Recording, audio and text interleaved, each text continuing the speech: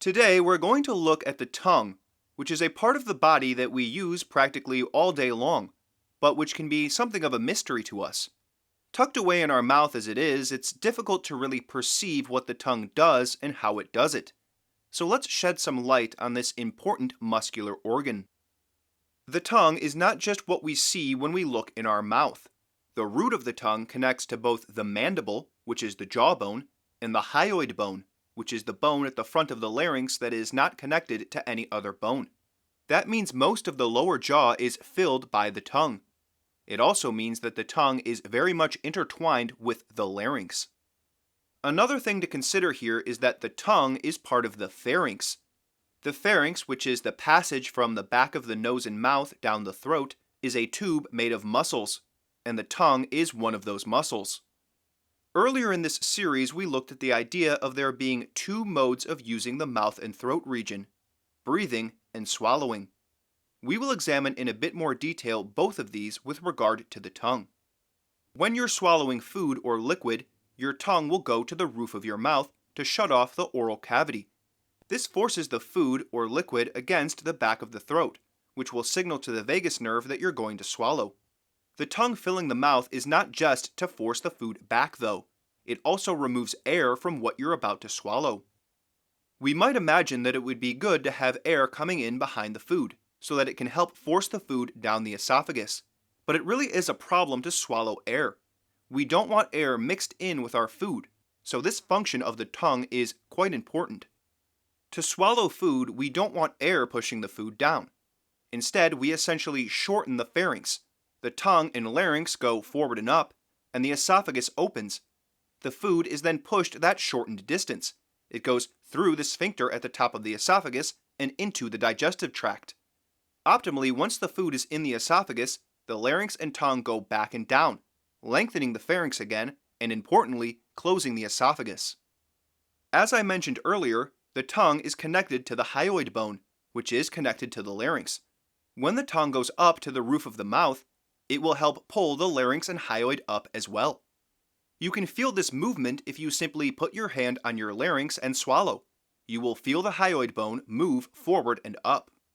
This is an indication that we don't want our tongue to be at the roof of our mouth at all times, because we don't want to be in swallowing mode all the time. As we saw a couple episodes back, we need to shut off our airway when swallowing, which is done by pulling the larynx forward and up and capping it with the epiglottis. Habitually lifting the tongue will restrict your airway and will harm your ability to speak and breathe. So now let's look at what we want for the tongue in breathing. F.M. Alexander often talked about allowing the tongue to lie flat in the mouth, but he wasn't talking about making the tongue inactive or relaxed.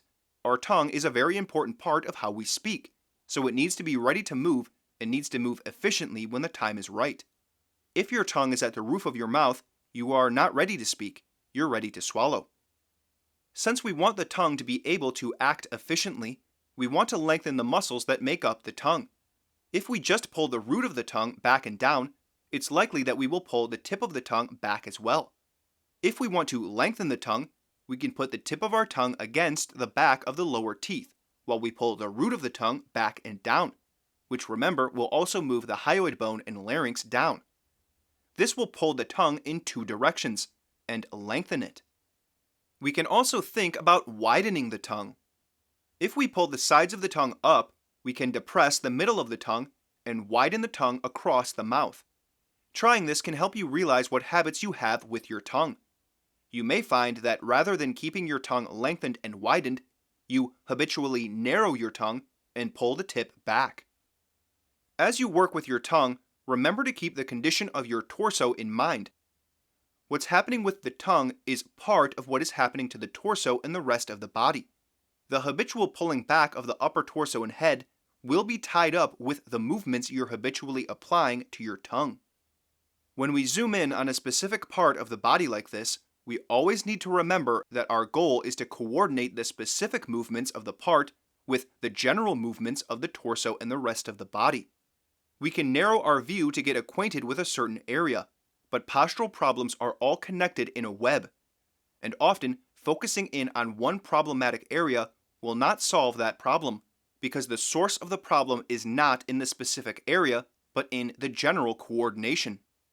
So to wrap things up here, we generally want to keep the tongue low and flat in the mouth with the palate high.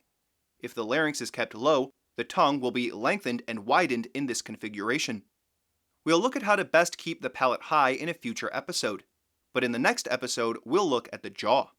F.M. Alexander writes multiple times in his first book that a common problem people have with their jaw is that they pull their head back to open their mouth, essentially trying to raise the upper jaw. But if you examine the bones, it's clear that the lower jaw is the movable jaw. Alexander recommends we learn how to open our mouth by lowering the mandible and without throwing our head back. But there is another problem in opening the jaw. If we simply imagine the joint of the mandible as a hinge joint, then it seems that opening the jaw must cause the jaw to come back towards the throat. But that will crowd the larynx and is not something we want to do. Is there a way around this problem? Give it some thought and then join me next episode, and we'll start to work with the jaw.